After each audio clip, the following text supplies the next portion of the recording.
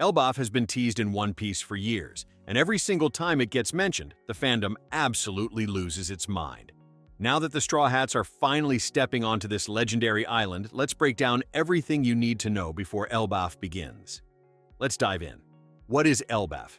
Elbaf is the homeland of the giants. And I don't mean friendly big guys you occasionally bump into. I mean an entire warrior nation, culturally the strongest nation in the entire One Piece world, built on Viking-inspired traditions, brutal honor codes, and thousands of years of history. Think Norse mythology meets the grandest pirate world ever created. The architecture was built for beings that stand hundreds of feet tall. Their entire society revolves around strength, honor in battle, and respecting great warriors. And here's what makes it even more exciting. This isn't just a visually stunning place. Elbaf carries some of the oldest recorded history in the entire world of One Piece. Giants live for hundreds and hundreds of years. They've seen things. They remember things. Things that the world government has spent centuries trying to bury. That's a big deal. Worth the 20-year wait? We're about to find out. Why Elbaf matters right now. Here's the thing about Elbaf that makes it different from every other island the Straw Hats have visited. This isn't an adventure that exists in isolation. Everything that happens here is going to have consequences for the entire world of One Piece. We're in the final saga. Oda has said it himself. The endgame is here, and Elbaf could be one of the final major stops before the Straw Hats reach Laugh Tale. That means every lore drop, every alliance formed, every battle fought on this island will likely play a major role in how this story ends. The world outside of Elbaf is not staying quiet either. Multiple factions are making moves simultaneously. The world government, fresh off the chaos of Egghead, is more aggressive and more exposed than ever before. The balance of power that held this world together for centuries is crumbling. Elbaf is not just an island, it's a crossroads. And what happens there is going to shape the final stretch of one of the greatest stories ever told. Where the story left off. Egghead recap. Before we go any further, we need to talk about how we even got here, because you genuinely cannot understand how wild the setup for Elbaf is without knowing what just went down on Egghead. The Straw Hats landed on Egghead, a futuristic island run by the world's greatest scientist, Dr. Vegapunk. What started as a relatively chilled adventure turned into an absolute catastrophe when the world government showed up in full force to silence Vegapunk and bury his research forever. What followed was one of the most intense arcs in One Piece history. Major battles, massive lore reveals, characters we've known for years showing sides of themselves we never expected. And right at the center of it all, the world government stopped pretending to be the good guys and went full villain mode. The fallout? The world is now in chaos. Trust in the world government is shaken, old alliances are breaking, new threats are emerging, and the Straw Hats barely made it out alive, saved in the most epic fashion by the giant warrior pirates who escort them directly to Elbaf. Key arcs to revisit before watching. Now with that context locked in, here's your homework before you start watching. And trust me, this isn't optional. Revisiting these arcs is going to make Elbaf hit 10 times harder. First up, Little Garden. This one is mandatory. Dorry and Brogy, their duel, their pride, their code of honor, all of it pays off in Elbaf. These two giants have been stuck on that island for over a century because of a misunderstanding, and their story is not done. Watch Little Garden before you start Elbaf, full stop. Next, go back to Robin's backstory and the O'Hara arc. Nico Robin is one of the most important characters in the final saga. Her home island was destroyed by the world government because the scholars there were researching forbidden history. A certain giant who saved Robin's life during that tragedy is still very much connected to what's coming in Elbaf. Revisit her backstory. You will thank yourself. After that, Whole Cake Island. Big Mom's arc introduced a direct political connection between the giant kingdom and a certain prince who was supposed to be married into her family. That relationship never got resolved, but it might be in Elbaf. And finally, Dressrosa. A giant named Hajrudin competed in the Colosseum during this arc, and he could become a key figure in Elbaf. His growth and his connection to the kingdom and the Straw Hat Grand Fleet are all things you want fresh in your mind going in. Key characters going into Elbaf.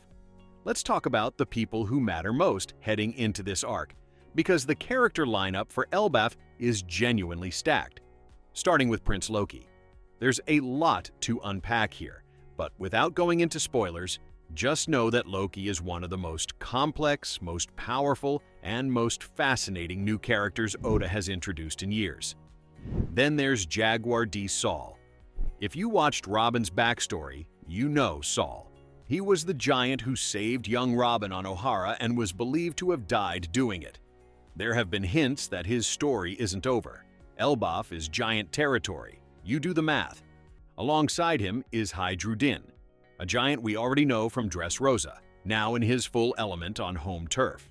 His growth as a character and his place within Elbaf's power structure become much clearer here. And then there are old legends who have a pretty high chance of resurfacing in the final saga. The bigger threat.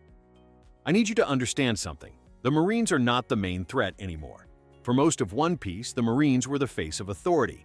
The guys in white coats chasing pirates around the Grand Line. Even the admirals, as insanely powerful as they are, were threats that the story had a framework for dealing with. But Elbaf introduces something entirely different.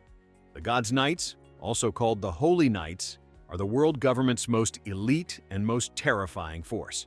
These are not soldiers following orders. These are true believers in a system so corrupt and so powerful that even the Marines answer to them. They are emerging as one of the world government's most dangerous forces. This is personal now. Multiple factions colliding. And if that wasn't enough, here's where it gets really wild. Because Elbaf isn't just the Straw Hats versus one villain. The entire world is moving at the same time. The Yonko, the four most powerful pirate forces in the world, are all making major decisions simultaneously. The Revolutionary Army, Dragon's global resistance movement against the world government, is finally activating after years of buildup. The Marines are scrambling to reassert authority after what happened at Egghead, and the God's Knights are operating above all of them with their own agenda. Elbaf might be positioned at the center of all of this. Because whoever controls the giant warriors, the strongest military force in the world, has a massive advantage in the war that's coming. Lore setup and mysteries. Now, let's talk about the mysteries, because on top of everything else, Elbaf is absolutely loaded with them. The God Valley incident has been one of the most referenced and least explained events in all of One Piece. Something happened on that island decades ago involving the biggest names in pirate history: Rox, Roger, Garp, and figures tied to the world government at the highest level. Elbaf is directly connected to what happened there, and answers are finally coming. The Void Century, the 800-year gap in world history that the world government erased from all records, also has deep ties to Elbaf. Giants' long lifespans could make them crucial to understanding that history. Ancient races, forgotten kingdoms, weapons of unimaginable power. The threads that have been laid across this entire series are all beginning to pull tighter, and Elbaf is where a lot of them come together. This isn't just a cool island with big guys. Elbaf might be the most historically significant location in the entire One Piece world. Real quick, this video is made for anime-only watchers, so if you've read the manga and you know what's coming in Elbaf, please keep it out of the comments. No spoilers. Let people experience this arc the way Oda intended. Anime watchers, you're in good hands. Let's keep going. Straw Hat payoffs. But after all the lore and the politics and the threats, let's bring it back to what actually makes One Piece. One Piece, the crew. Because more than anything else, Elbaf is about payoff for the people we've been following this whole time. Usopp. This might genuinely be his arc.